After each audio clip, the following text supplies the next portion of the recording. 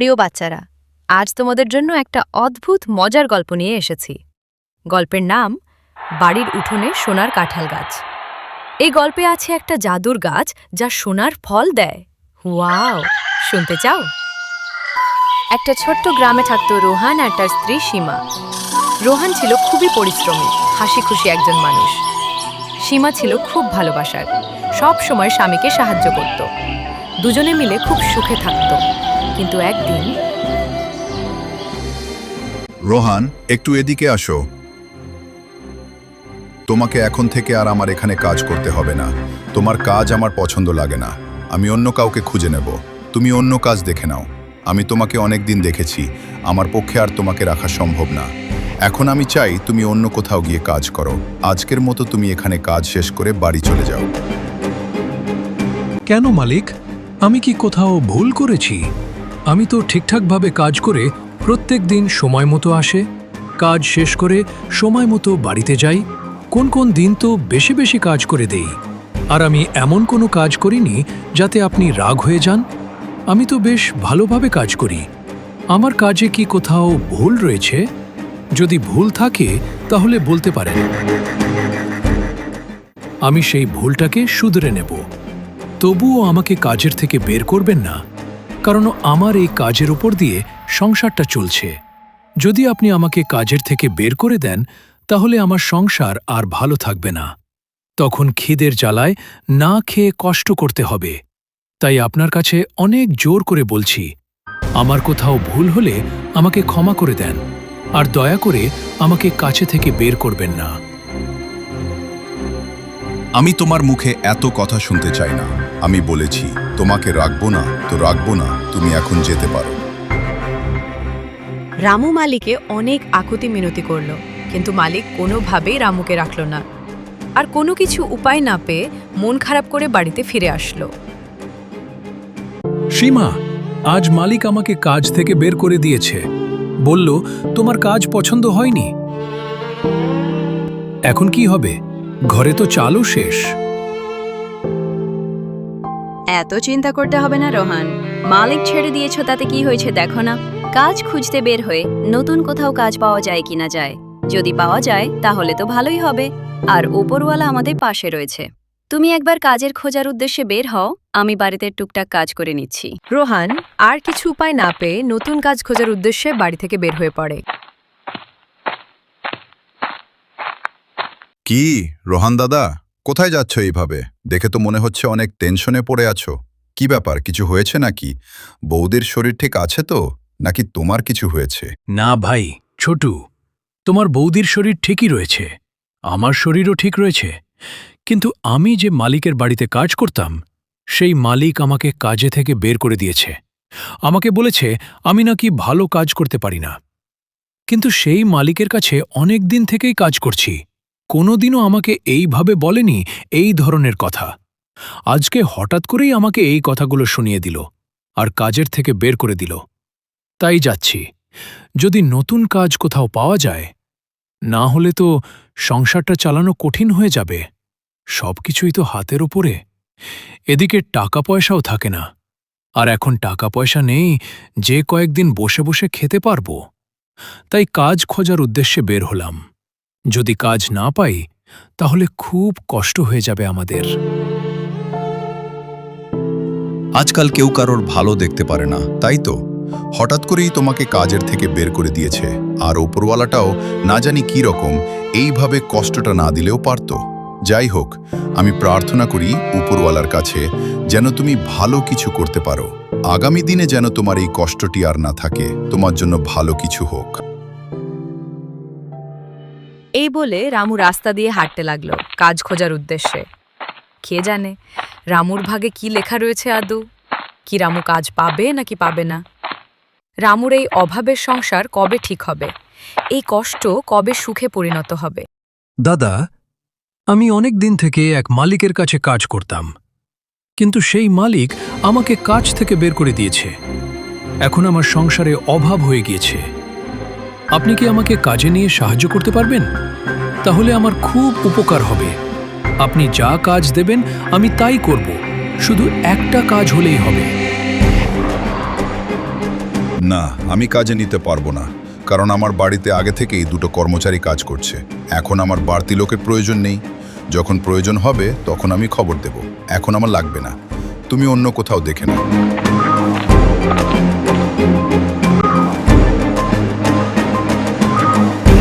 কত আশা করে কথাটা বললাম কাজের ব্যাপারে, কিন্তু ফিরিয়ে দিল খালি হাতে। দেখি অন্য কোথাও গিয়ে কাজ পাওয়া যায় কিনা যায়। ওই তো সামনে একজন দেখা যাচ্ছে, এই দিকেই আসছে। মনে হচ্ছে ধনী ব্যক্তি। এটা বোধহয় সত্যিই ধনী ব্যক্তি। দেখি গিয়ে কাজের কথাটি বলে নেয় কিনা নেয়। দাদা, আমি আপনাকে কিছু বলতে চাই। আচ্ছা বলো, কি বলতে চাও? আমার আবার সময় নেই, মিটিংয়ে যেতে হবে, একটু তাড়াতাড়ি বলো। দাদা, আমাকে কাজে নেবেন। যা কাজ দেবেন তাই করব। একটি কাজের আমার খুব দরকার, না হলে আমার সংসার চালানো কঠিন হয়ে যাবে। দয়া করে একটি কাজ আমাকে দিন। আপনি যেভাবে কাজ করতে বলবেন আমি সেইভাবেই কাজ করব। সবই তো বুঝলাম, কিন্তু কিছু করার নেই, কারণ আমার কাজের লোক লাগবে না। তুমি অন্য কিছু উপায় দেখে নাও, আমি পারলাম না তোমাকে কাজ দিতে। এইভাবে তো দেখছি সবাই না করে দিচ্ছে। তাহলে কি আমি কোথাও কাজ পাবো না? হে উপরওয়ালা, আমাকে শুধু একটি কাজের রাস্তা দেখিয়ে দাও। রোহান সারাদিন কাজ খুঁজে বেড়ায়, কিন্তু কোথাও কাজ পায় না। একদিন সে খুব ক্লান্ত হয়ে রাস্তায় হাঁটতে থাকে।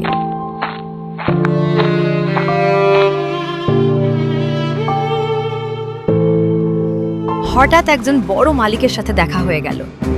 রোহান সাহস করে বলল, মালিক, আমাকে কাজ দেবেন? আমি খুব পরিশ্রম করতে পারি। আপনি আমাকে যেরকম কাজ দিবেন আমি সেই রকম কাজই করে দিব। যেভাবে কাজ করতে বলবেন সেভাবেই কাজ করব। শুধু আমাকে একটি কাজ দিন। একটি কাজ দিলে আমার খুব উপকার হবে।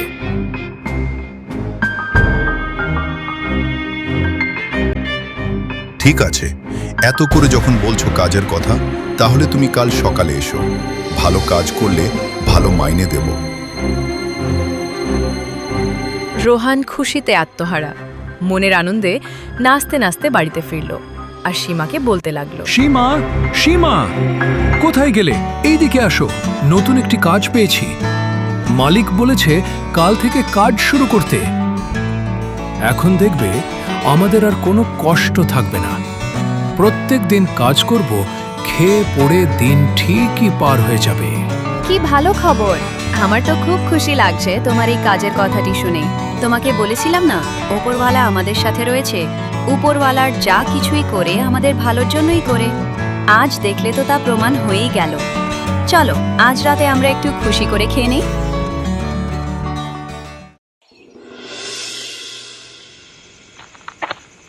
পরের দিন রোহান বেরিয়ে পড়ল নতুন মালিকের বাড়িতে কাজ করতে।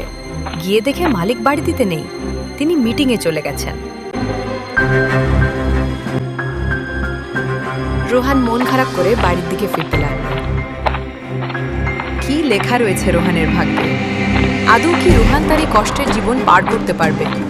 যেখানেই যাচ্ছে সেখানেই শুধু অবহেলাই হতে হচ্ছে রোহানকে। এভাবে রোহান আর কতদিন চলবে? আবার বেকার হয়ে গেলাম। হে উপরওয়ালা, আর কত কষ্ট দিবে আমাকে বলো? আমি যে আর সহ্য করতে পারছি না এই কষ্ট। কি করে চলবে আমাদের? যাও, একটা কাজ করে চলতাম, সেটাও আর নেই। কতজনকে জিজ্ঞাসা করলাম কাজের কথা, কেউই কাজে নিচ্ছে না। ভাগ্য করে একজন মালিক পেয়েছিলাম, সেও বাড়িতে নেই। এখন কে দেবে আমাকে কাজ? ফিরতে ফিরতে রোহানের চোখে পড়ল একটা বড় কাঁঠাল গাছ। খিদের জ্বালায় সে একটা পাকা কাঁঠাল নিয়ে বাড়ি চলে এলো। খুব পরিমাণে খিদে লেগেছে। যাই হোক, তুমি এই কাঁঠালটি এনে বেশ ভালোই করেছে। চলো আগে দুজনে খেয়ে নেই, তারপর বাকি কথা হবে। আমি আর সহ্য করতে পারছি না খিদের জ্বালা।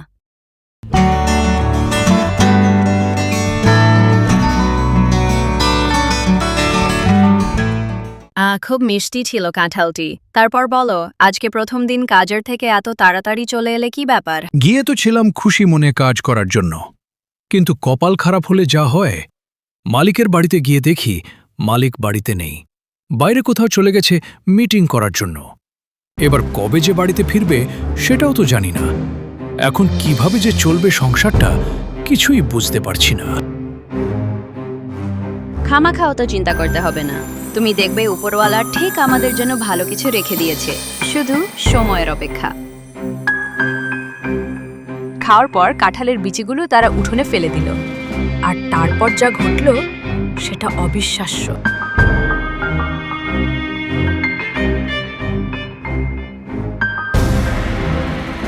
বাচ্চারা দেখো, মাত্র কয়েকদিনের মধ্যে উঠোনে একটা বিশাল কাঁঠাল গাছ হয়ে গেল, আর তার ফলগুলো সোনার মতো ঝলমল করছে। সত্যি সোনার কাঁঠাল। রোহান, দেখো আমাদের কাঁঠাল গাছটি কত বড় হয়েছে, আর এতে অনেক কাঁঠাল হয়েছে। এ তো জাদুর কাঁঠাল গাছ।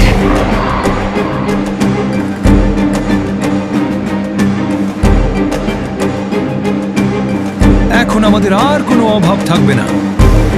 এই কাঁঠাল বিক্রি করে আমাদের সংসার চলবে। তোমাকে বলেছিলাম যে উপরওয়ালা আমাদের সাথেই আছে। দেখেছো, আজ তার প্রমাণ হয়েই গেল। উপরওয়ালা যা কিছু করেন সবার ভালোর জন্যই করেন, তাই যা কিছুই হয় যাক না কেন, ভরসা রাখো উপরওয়ালার কাছে। হ্যাঁ, তুমি ঠিকই বলেছ।